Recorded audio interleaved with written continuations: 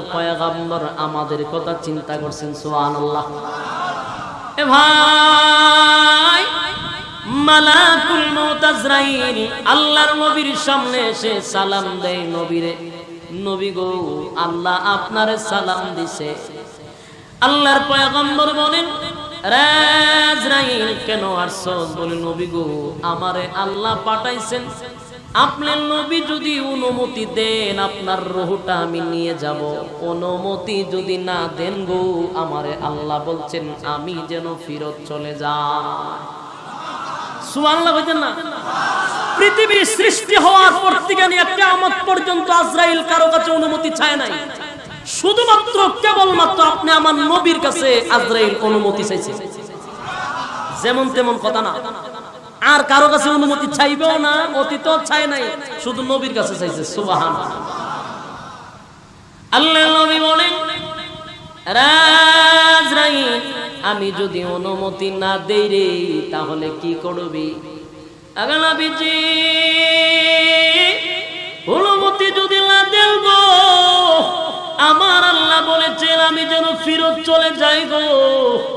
আল্লাহর নবীর গাল বেয়ে বেয়ে পানি পড়ে আর বলে, জিবরাইল না আসলে আমি কোনো কথা বলবো না।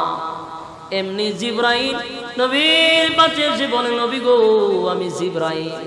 আল্লাহর নবী বলেন, জিবরাইল আজরাইল কি বলতে চায়? আজরাইল কি বলবে? আপনাকে তো আল্লাহ আগেই জানায়া দিছে। জিবরাইল ডাইরেক্ট বলে না, আপনার রূহ নেওয়ার জন্য আসছে। কোরআনের একটা আয়াত আল্লাহর নবীর কানে কানে পৌঁছায়া দিছে। এখন নবীজি আপনাকে আমার আল্লাহ আগেই জানায়া দিল গো, ইন্নাকা মাইতুন ওয়া ইন্নাহুম মাইতুন। আল্লাহ আপনারে আগে জানায়া দিল আপনিও মরতে হবে, আপনার দুশমনরাও মরবে, আপনিও মরবেন। এটা আল্লাহ আগেই জানায়া দিছে। এই কথা শোনার পরে নবীজির গাল বেয়ে বেয়ে পানি পড়ে। জিবরাইল বলে, নবী গো কেন কান্দেন? দুনিয়ার থেকে বিদায় হয়ে যাবেন এই জন্য কান্দেন? কান্দেন না, আপনি তো বন্ধুর বাড়িতে যাইবেন। এই পৃথিবীর থেকে আপনাকে সম্মান আর মর্যাদা বেশি দেওয়া হবে, বেশি দেওয়া হবে। এই পৃথিবীর থেকে 1000 গুণ সম্মান পরকালে আপনাকে দেওয়া হবে। বন্ধু বন্ধুর বাড়িতে যাইবেন, কেন কান্দেন? দুনিয়ার মায়ায় কান্দেন নাকি? আল্লাহর নবী বলেন,